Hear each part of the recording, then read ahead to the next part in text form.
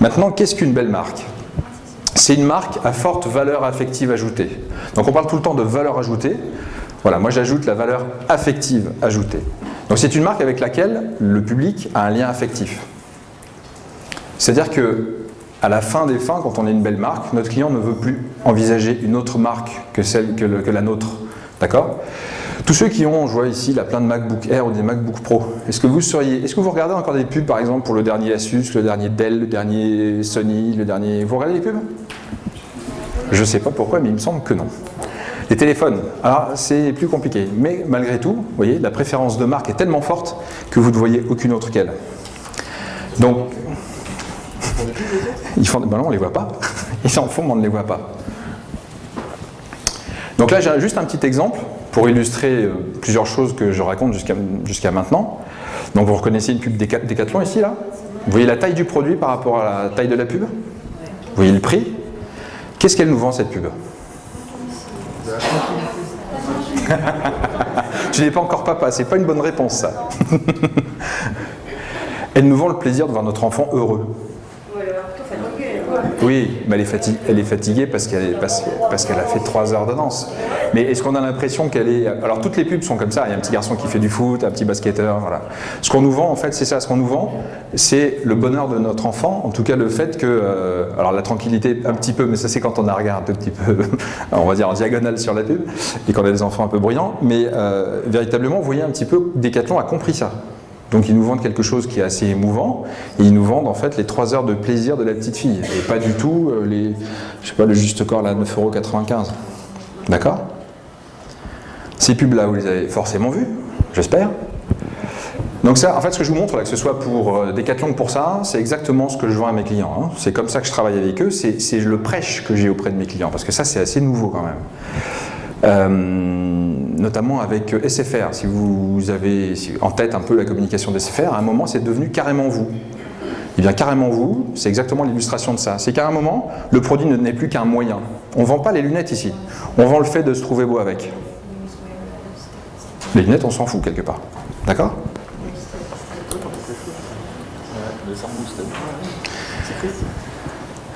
Donc, quand on doit transformer en fait son projet en business, alors je ne vais pas avoir le temps de développer, mais ce que je voulais dire, c'est qu'on ne crée pas une marque en fait. On transforme un business en marque. Ça, c'est très important. C'est un peu une théorie aussi iconoclaste. Ça, c'est le concept de dire que en fait, c'est notre marché qui crée notre marque. Nous, on fait tout ce qu'on peut pour faire au mieux, mais il y a des choses qui marchent moins bien, des choses qui sont ce qu'on appelle dans notre métier des FBI, fausses bonnes idées. Vous pouvez la garder, celle-là, c'est bon, c'est cadeau. Et donc, en fait, l'idée, c'est quoi? C'est que, tout simplement, on ne sait pas, quand on crée notre business, quelle marque on va être. C'est pas vrai. Ceux qui vous disent ça mentent. Donc, il ne faut pas se mettre devant une feuille blanche et se dire, je vais créer une super marque et je vais la développer. Non. Vous créez un business, vous le développez, et ensuite, vous savez, le marché vous dit qui vous êtes. C'est un élément, en tout cas, assez important. Donc, tant qu'on n'a seulement qu'un business, on est en fait sur les caractéristiques, les fonctions et les avantages de notre produit. Et donc là, on est sur la valeur intrinsèque de l'offre.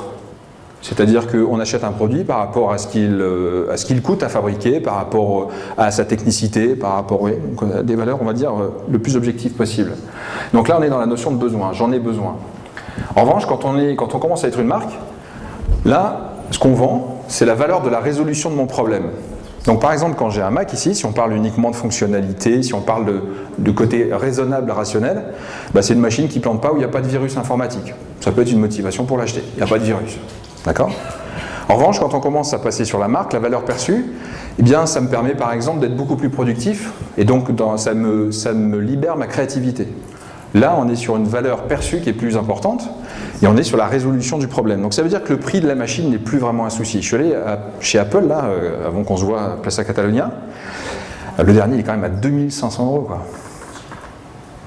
Le dernier Mac. C'est hallucinant. Et donc là, on est dans j'en ai envie. Donc là, dans j'en ai envie, c'est beaucoup plus compliqué de dire à notre cerveau que le prix est un problème, quoi.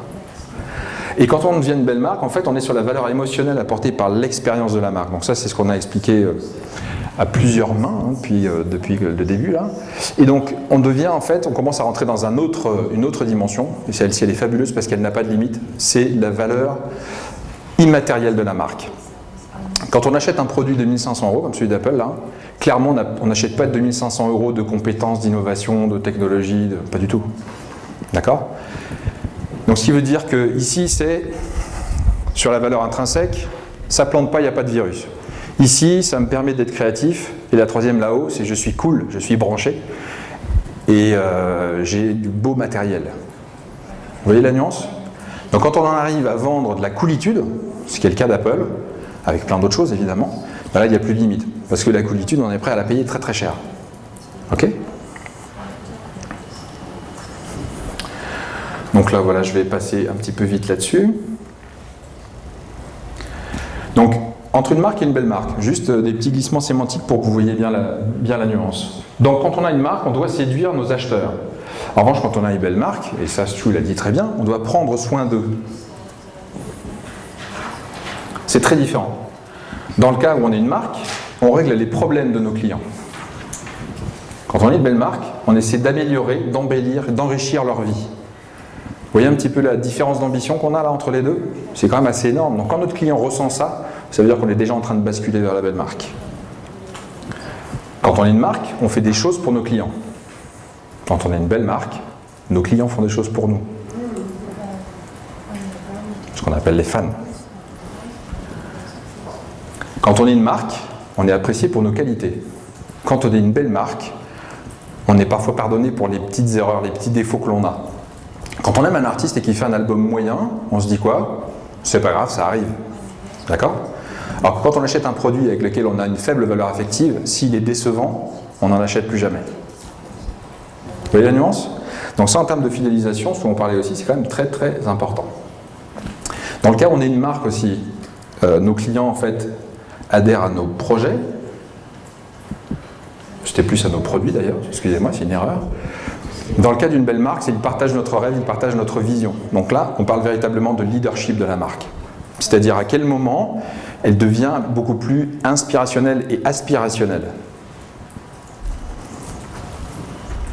Je ne peux pas rentrer trop dans le détail parce que je manque beaucoup de temps. Donc vous devez absolument, nous devons absolument, parce que je me mets dans le même panier, dépasser les attentes de nos chers clients. C'est très important, donc toujours délivrer plus que ce qu'ils attendent.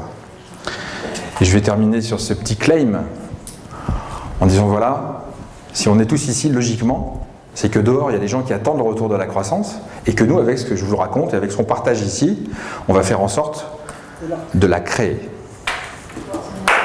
Merci.